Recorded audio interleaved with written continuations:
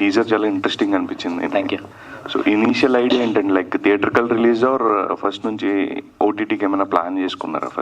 First నుంచి theatrical మేము అందుకే కొంచెం డిలే అవ్వడానికి రీజన్ కూడా అదే. థియేట్రికల్కి వెళ్ళాలి, మంచి డేట్ చూసుకొని వెళ్ళాలి అనడానికి కోసమే వెయిట్ చేసాం.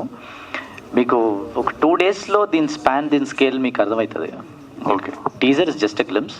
మేము ఫస్ట్ నుంచి థియేటర్ కోసమే చేసాం. థియేటర్ సినిమా ఇది. ఓకే, ఈ ప్రతి బ్లెండ్ ఇప్పుడు మన కమర్షియల్ మూవీస్లో చూసిన బ్లెండ్ అన్ని చాలా ఆర్గానిక్గా కుదిరింది.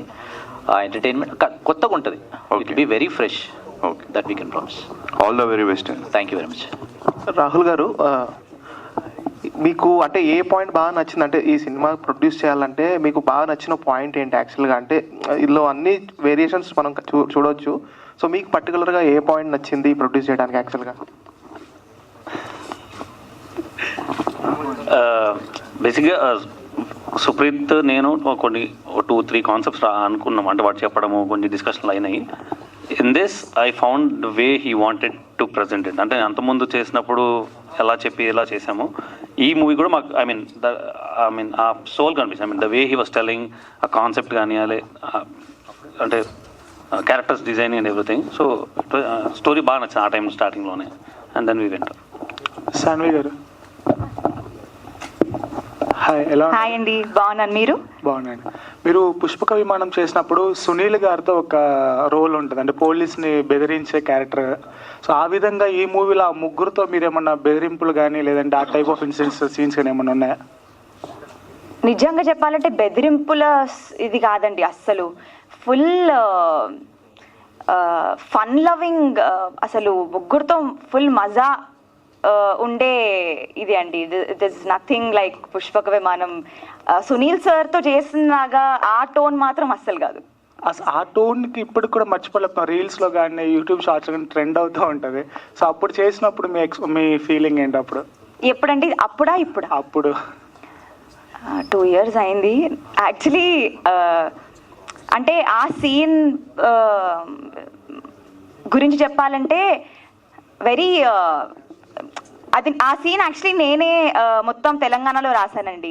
సో డైరెక్టర్ గారు నువ్వే రాసుకో తెలంగాణలో అని ఒక్కటే 1 take చేద్దాము అని చెప్పి నేను సునీల్ సార్ ప్లాన్ చేసి మొత్తం చేశాము.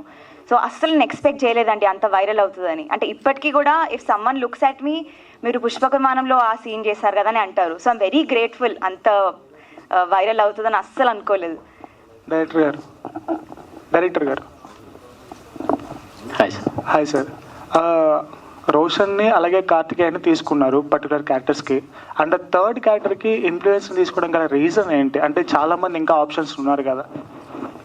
చాలామందిని ఆప్షన్స్ చూసాం. డైరెక్ట్గా వీళ్ళని కూడా డైరెక్ట్గా వెళ్ళలేదు.